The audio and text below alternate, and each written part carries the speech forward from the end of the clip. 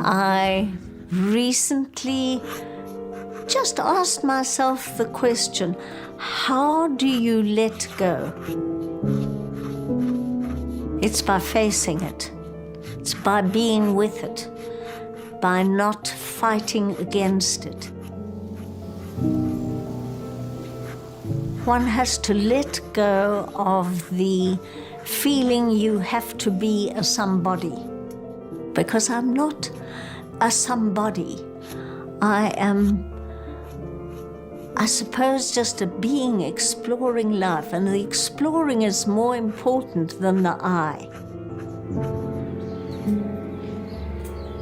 It's not good enough to say you have to just be yourself. I think you have to know yourself. You've got to believe